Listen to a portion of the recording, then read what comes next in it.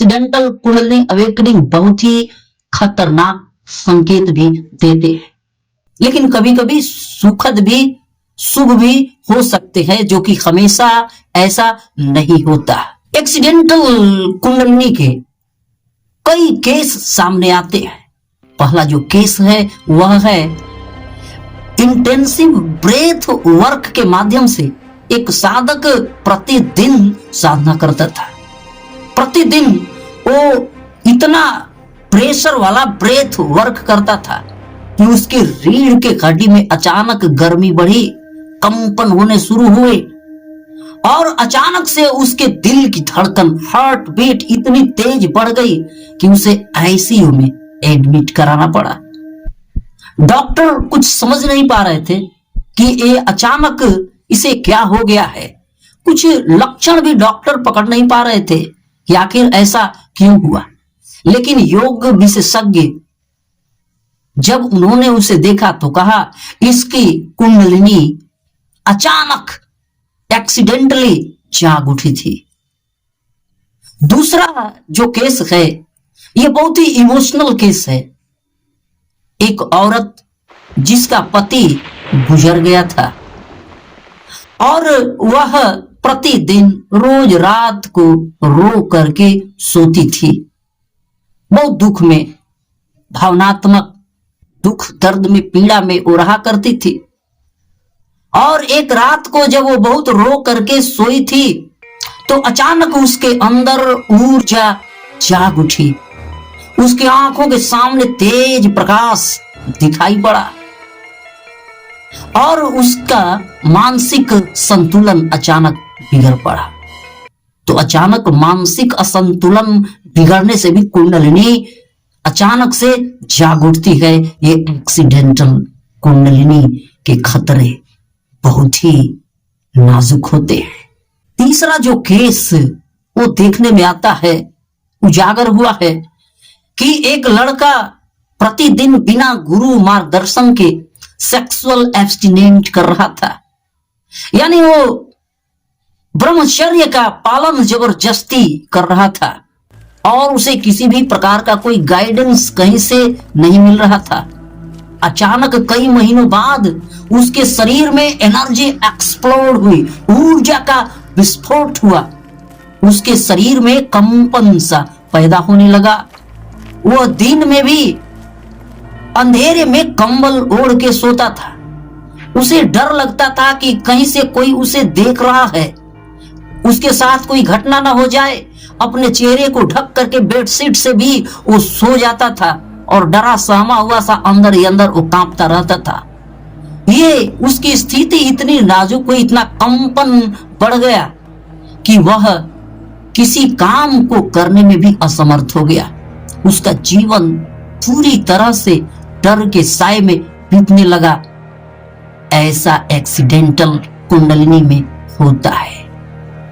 अब यदि accidental kundalini awakening से आप भी गुजर रहे हैं, कई खतरनाक संकेत आपको मिल रहे हैं, तो आपको क्या करना चाहिए? सबसे पहला जो तरीका है वह है डीप ग्राउंडिंग। आप अपने पैरों से जूते मोजे उतार के कहीं साइड रख दें और आप खुली जमीन पर अपने नंगे पैर रख करके अपने सांसों की अनुभूति करते हुए आप हल्के कदमों के थाप से जमीन पर आप चलते रहे। क्योंकि आजकल खाली जमीन कहीं बची नहीं आपके घर में, आपके ऑफिस में, कि आप जमीन से जुड़ सके। जमीन जो एक अर्थिंग का काम करता है, आपके शरीर से नेगेटिव वाइब्रेशन को, उग्र ऊर्जा को खींचता है। ऐसा परिस्थिति, ऐसा माहौल आपको मिल नहीं पाता। तो आपको जब भी मौका मिले, आपको खाली जमीन कहीं मिले, मिट्टी पर आप चलना शुरू कर दें, बिल्कुल नंगे पैर। दूसरा काम, इस डीप ग्राउंडिंग में आप साल्ट बाथ लें। जब भी स्नान करें तो बाल्टी में एक चुटकी नमक गिरा दें और फिर आप स्नान करें। इससे नमक के साथ नेगेटिव ऊर्जा बाहर आनी शुरू हो जाती है। नमक नेगेटिव ऊर्जा को सोखता है, उसे बाहर निकालता है। अब दूसरा जो तरीका है वह है हल्के प्राणायाम। हल्के प्राणायाम में आप अनुलोम विलोम प्राणायाम, नाड़ी शोधन प्राणायाम करें। अनुलोम विलोम प्राणायाम से आपकी तीनों नाड़ियां बिल्कुल संतुलन में आनी शुरू होती है। जब आप ये प्राणायाम करते हैं, बाईं नासिका से सांस अंदर भरते हैं, दाईं से बाहर छोड़ते हैं, फिर दाईं से सांस भरते हैं, बाईं से बाहर छोड़ते हैं, इसी प्रकार अल्टरनेट करके आप दोनों नासिका छिद्रों से जब सांस बाहर छोड़ते हैं, सांस अंदर भरते हैं, तो आपकी रीढ़ की हड्डी के बीचों बीच जो सुषुम्ना नाड़ी है वो संतुलित हो जाती है और आपका पूरा शरीर ही एक संतुलन का खेल है। जब यह संतुलन बिगड़ता है तभी एक्सीडेंटल कुंडलिनी होती है, खतरनाक रूप से कुंडलिनी जागृत होती है। लेकिन जब आप ये प्राणायाम करने शुरू कर दें तो रीढ़ की हड्डी के माध्यम से आप अपनी सांसों से जुड़ जाते हैं। सुषुम्ना नाड़ी संतुलित जब होती है तो कुंडलिनी अपने आप ही स्थिर होनी शुरू हो जाती है। दूसरा जो हल्का प्राणायाम है वह है एब्डोमिनल ब्रीदिंग। आप गहरी सांस अंदर भरे, बिल्कुल अनुभूति करते धीरे धीरे सांस को अंदर भरे। जब सांस धीरे धीरे आपके पेट के अंदर प्रवेश करती है तो आपका पेट फूलना शुरू होता है। फिर उसी सांस की अनुभूति करते हुए धीरे धीरे आप उसे बाहर छोड़ें तो आपका पेट अंदर जाता है। तो इससे आपके स्पाइन में जहां कुंडलिनी शक्ति है वहां उसे सपोर्ट मिलना शुरू हो जाता है, अपने आप ही कुंडलिनी स्थिर होती है। और तीसरा जो चीज आप कर सकते हैं वह है गुरु गाइडेंस।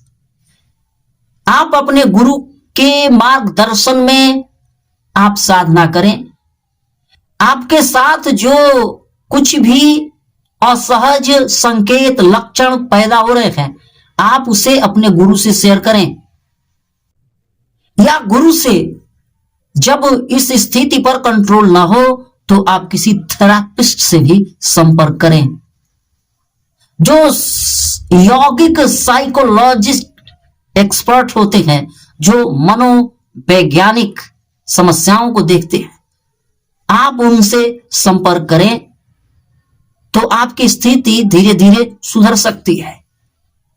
या फिर आप ये जो ओवर थिंकिंग करना शुरू कर देते हैं, ओवर थिंकिंग से आप बचें, क्योंकि जब भी शरीर और मन में कुछ असामान्य स्थिति पैदा होती है तो बार बार हम उसे सोचना शुरू कर देते हैं, क्योंकि उसमें असहजता होती है।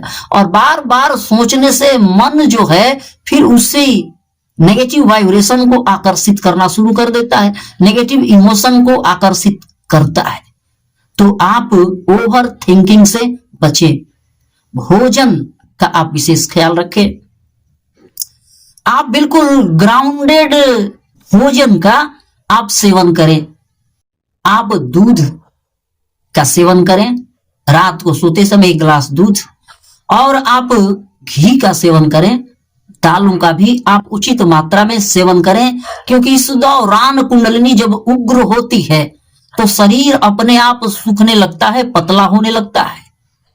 तो प्रोटीन दालों का इस्तेमाल आप करें, सेवन करें आप, तो आपकी स्थिति शारीरिक रूप से भी सुदृढ़ बननी शुरू होती है। तो अपने आप ही जो मानसिक कमजोरी बीमारी इस कारण से होती है वो दूर होनी शुरू हो जाती है। ये तो बात हुई आपको इस दौरान क्या करना चाहिए, लेकिन आपको क्या नहीं करना चाहिए ये सबसे अधिक महत्वपूर्ण है।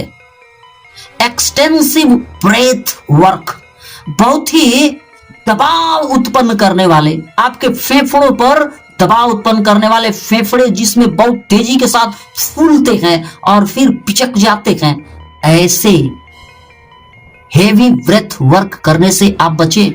इसमें भस्त्रिका प्राणायाम भी शामिल है।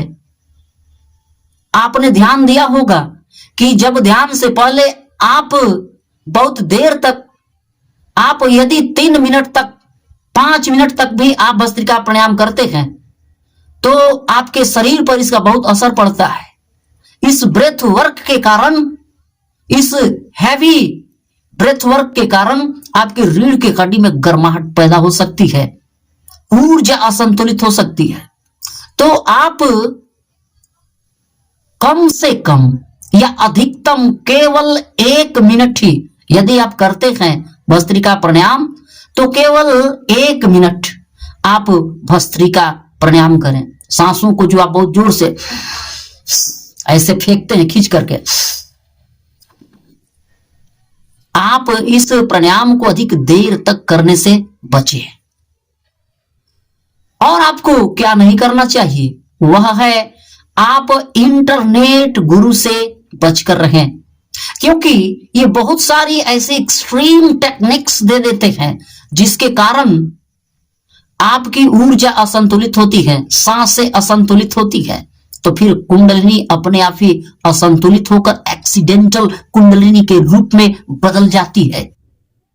अब ये एक्सट्रीम टेक्निक्स जो इंटरनेट गुरु देते हैं, आप सहज रूप से सब कुछ करके थक गए हैं, कुंडलिनी जागृत नहीं हो रही और आप उस टेक्निक की तलाश में है कि बहुत जल्दी ही कुंडलिनी जागृत हो जाए, तो गुरु आपको ऐसे ही प्रयोग बता देते हैं जिसमें आपकी सांसें बहुत देर तक थमी होती है और एक जब उजबुझाहट सी पैदा होती है तब आप सांस लेते हैं, यानी कि अपने सिस्टम के साथ, रेस्पिरेटरी सिस्टम के साथ, फेफड़ों के साथ आप खिलवाड़ करते हैं, तो ऐसे में कुंडलिनी असंतुलित हो जाती है। तो सबसे अधिक महत्वपूर्ण, कई बार आप ललायित होते हैं जल्दी से कुंडलिनी अनुभव करने की, आप ड्रग्स का सेवन करना शुरू कर देते हैं। भूल कर भी यदि आप कुंडलिनी जागरण के साधक हैं तो भूल कर भी ड्रग्स का सेवन ना करें, क्योंकि कुंडलिनी तो स्वयं एक नशा है जो दिमाग में पहुंचती है और आपने पहले से ही ड्रग्स ले रखा है, नशा करके आपने रखा है, तो कुंडलिनी जब ब्रेन में पहुंचेगी तो असंतुलित होकर एक्सीडेंटल कुंडलिनी का प्रभाव दिखाना शुरू कर देगी। और बहुत सारे प्रयोग आजकल साधक कर रहे हैं, शमशान में जा करके वो कुछ यौन क्रियाओं में वो उलझ जाते हैं, बिल्कुल अंधेरे में कुछ प्रयोग करना शुरू करते हैं कि गुरु ने बताया है कि अंधेरे में शमशान घाट में जाकर ऐसा करोगे तो शक्ति प्रकट होगी। आप भूल कर भी ऐसा न करें। तो इन 3-4 बातों का आप विशेष ख्याल रखें। अंत में हम आपसे ये कहना चाहते हैं कि कुंडलिनी जागरण, कुंडलिनी अवेकनिंग एक उच्च आध्यात्मिक प्रक्रिया है। आप गलत तरीके से, गलत समय पर यदि किसी प्रकार का प्रयोग करना शुरू कर देते हैं तो आपको एक्सीडेंटल कुंडलिनी अवेकनिंग के खतरनाक अनुभव हो सकते हैं। यदि आप इन अनुभवों से गुजर रहे हैं तो आप अपनी अनुभूतियों को, अपनी समस्याओं को, अपनी परेशानियों को हमारे साथ अवश्य शेयर करें।